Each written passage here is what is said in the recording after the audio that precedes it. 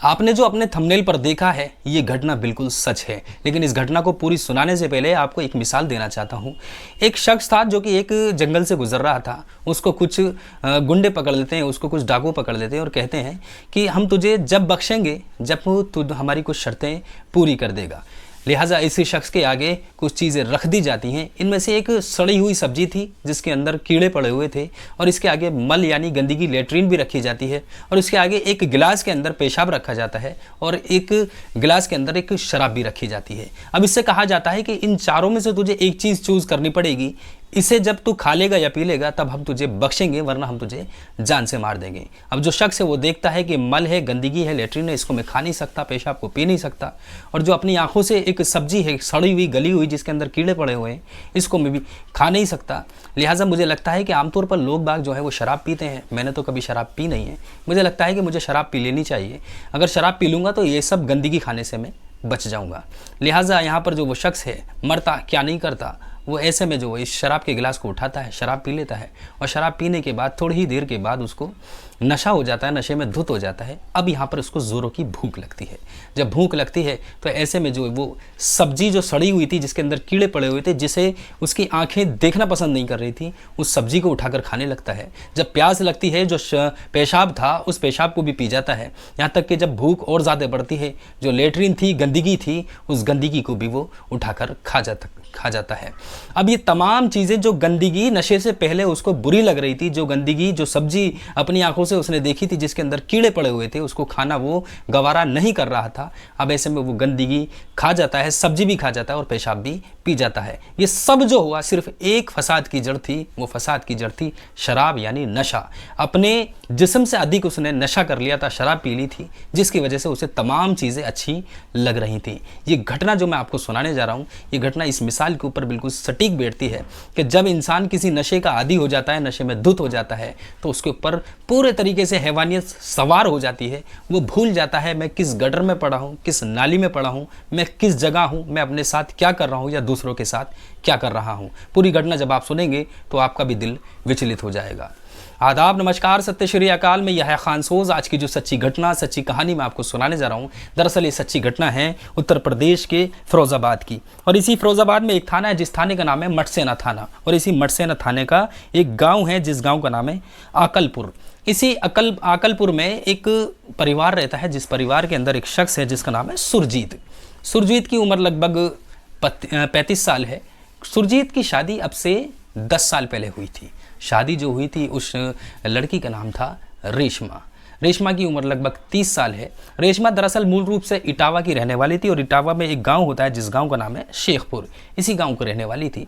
शादी होकर अपने घर आ जाती है, ससुराल आ जाती है। ससुराल आने के बाद शुरुआती दिन जो होते हैं वो बड़े खूबसूरत गुजर रहे थे, क्योंकि जो सुरजीत है मेहनत मजदूरी करता था, घर पर आया करता था। घर पर आने के बाद जो है वो जो अपने थोड़े बहुत पैसे लाया तो पत्नी को दे दिए। लेकिन पत्नी के सामने कुछ ही शादी के कुछ दिन के बाद एक बात अजीबोगरीब सामने आती है। उसे पता चलता है कि जो उसका पति है वो शराब का बेहद आदी है।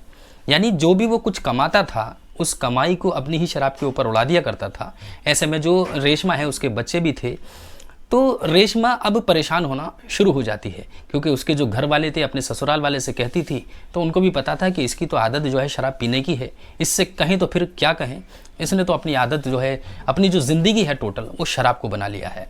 अब ऐसे में जब भी शराब पीकर रेशमा के पास सुरजीत आया करता था तो अक्सर रेशमा अपने पति को इस बात से टोकती थी कि आपको शराब पीने के लिए मैं बिल्कुल कतई मना नहीं कर रही हूँ, आप पी सकते हो, लेकिन बहुत ज़्यादा तुम शराब पीते हो, जिसके बाद अक्सर तुम घर पर आते हो तो मुझे गालियाँ बकते हो, गाली बकने के बाद मुझे मारते हो, पीटते हो, लिहाजा तुम इस शराब को कम कर दो।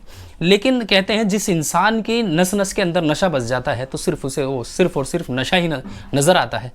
ऐसे में अपनी औलाद क्या है, अपनी पत्नी क्या है, अपने रिश्ते क्या हैं, इन तमाम चीज़ों को वो इंसान भूल जाता है। यही सब कुछ रेशमा के साथ हो रहा था। रेशमा का पति अक्सर घर से जाता था, काम से जब वापस आता तो नशे में धुत आता था। एक रोज़ रेशमा इसको बुरी तरीके से टोक देती है। जैसे ही यहाँ पर रेशमा टोकती है तो अपनी पत्नी को वो मारना पीटना शुरू कर देता है। घर वाले भी इस बात से आजिज़ आ चुके थे कि आए दिन घर के अंदर इस बात को लड़ाई होती है, शराब को लेकर लड़ाई होती है। अब रेशमा किसी तरीके से अपनी 10 साल इस नर्क भरी ज़िंदगी के अंदर गुजार लेती है। इसी बीच 5 अगस्त 2024 को इसी थाना क्षेत्र पुलिस को फ़ोन जाता है और उनको बताया जाता है कि साहब एक लड़की है, एक महिला है जिसकी यहाँ पर हत्या कर दी गई है। पुलिस को जैसे ही सूचना मिलती है मौके पर पहुँचती है। मौके पर पहुँचने के बाद जाकर देखती है कि जो लड़की है उसके हाथ पैर पूरी तरीके से बंधे हुए, महिला के हाथ पैर बंधे हुए हैं और उसको बुरी तरीके से पीटा गया है और शायद इसी पिटाई की वजह से इसकी मौत हो चुकी है। दरअसल ये जो मौत हुई थी वो किसी और की नहीं हुई थी, ये यही रेशमा थी जो अपने पति से शराब के लिए मना करती थी। जो सुरजीत है उसको पूरी तरीके से शराब की लत लग चुकी थी। अब पुलिस जैसे ही इस सब को देखती है फौरन ही शव को बरामद करती है, पोस्टमार्टम के लिए भेज देती है। इधर जो पति था वो यहाँ से फरार हो चुका था। जिस वक्त रेशमा के शव को पुलिस पोस्टमार्टम के लिए भेजती है तो उस वक्त जो डॉक्टर पोस्टमार्टम के लिए जाते हैं उनके भी हाथ कांप जाते हैं, उनका भी दिल घबरा जाता है, उनके भी होश फाख्ता हो जाते हैं। दरअसल बात ही कुछ ऐसी थी, जब ये बात पुलिस को पता चलती है तो पुलिस के भी होश उड़ जाते हैं। दरअसल जब रेशमा की पोस्टमार्टम रिपोर्ट सामने आती है तो हर कोई सुनकर दंग रह जाता है। दरअसल पोस्टमार्टम रिपोर्ट में ये साफ हो जाता है कि इसकी मौत जो हुई है वो किस वजह से हुई है।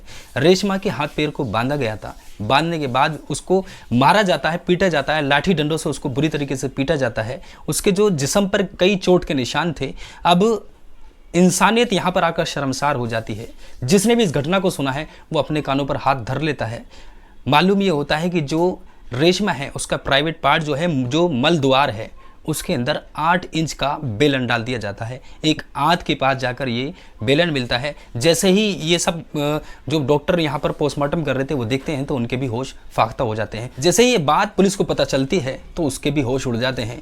और ऐसे में जो है रेशमा का भाई है वो फ़ौरन ही अपने थाना में जाता है और थाने में जाने के बाद यहाँ पर शिकायत दर्ज कराता है, रिपोर्ट दर्ज कराता है, FIR दर्ज कराता है, जिसमें पुलिस इसके आरोपी के विरुद्ध कई गंभीर धाराओं में मुकदमा दर्ज कर लेती है। लेकिन जब ये बात सामने आती है कि इस कदर क्रूरता इस रेशमा के साथ की गई थी तो ऐसे में कई अन्य धारा भी इसमें बढ़ा दी जाती हैं। फ़ौरन पुलिस एक्शन मोड में आती है और एक्शन मोड में आने के बाद फ़ौरन ही इस जो रेशमा का पति था सुरजीत उसको गिरफ्तार कर लेती है। दरअसल एक इस शख्स के लिए ही तहरीर नहीं दी गई थी, FIR दर्ज नहीं कराई गई थी। जो सुरजीत के भाई हैं, 3 भाई और हैं, उनके लिए भी FIR दर्ज कराई गई है। पुलिस का दावा है कि जल्द ही उनको भी गिरफ्तार कर लिया जाएगा। उनको गिरफ्तार करने के लिए जगह जगह दबिश दी जा रही है। ये घटना सोशल मीडिया के ज़रिए, मीडिया के ज़रिए जैसे ही लोगों तक पहुंचती है तो लोग भी सुनकर सोचने पर मजबूर हो जाते हैं, क्या कोई इंसान इतना भी क्रूर हो सकता है। एक जिस महिला के साथ उसने शादी की है, 7 फेरे लिए थे, 7 जीने मरने की कसम खाई थी और उसकी हिफाजत करने की, उसकी इज़्ज़त की, उसकी आबरू की हिफाजत करने की कसम खाई थी। एक वही शख्स किस तरीके से दरिंदा हैवान बन जाता है कि उसको इतना पीटता है, मौत के घाट उतार देता है, यहाँ तक कि उसके प्राइवेट पार्ट में बेलन भी डाल देता है। वाकई ये घटना इंसानियत को शर्मसार करती है। दोस्तों, इस घटनाक्रम को सुनाने का उद्देश्य किसी का दिल दुखाना नहीं है, किसी को ठेस पहुंचाना नहीं है, बल्कि आप तमाम लोगों को समाज में जागरूक करना है। आप जहां रहें सुरक्षित रहें, सावधान रहें, अपना ख्याल रखें और अपने परिवार का भी ख्याल रखें। इसी के साथ मैं याह्या खान सोज आपसे इजाज़त लेता हूँ। मैं फिर से हाजिर रहूँगा किसी सच्ची घटना के साथ, किसी सच्ची कहानी के साथ। मैं उम्मीद करता हूँ आप जहाँ रहेंगे सुरक्षित रहेंगे, सावधान रहेंगे, अपना ख्याल रखेंगे और अपने परिवार का भी ख्याल रखेंगे। साथ ही चलते चलते आप तमाम लोगों के प्यारे प्यारे नाम, जो आप हमारी वीडियो कहाँ से देखते हैं, अपना नाम और अपनी जगह का नाम कमेंट सेक्शन में लिखते हैं, उससे मेरी बहुत हौसला अफजाई होती है। और तमाम लोगों को मैं वीडियो के लास्ट में बोलता हूँ।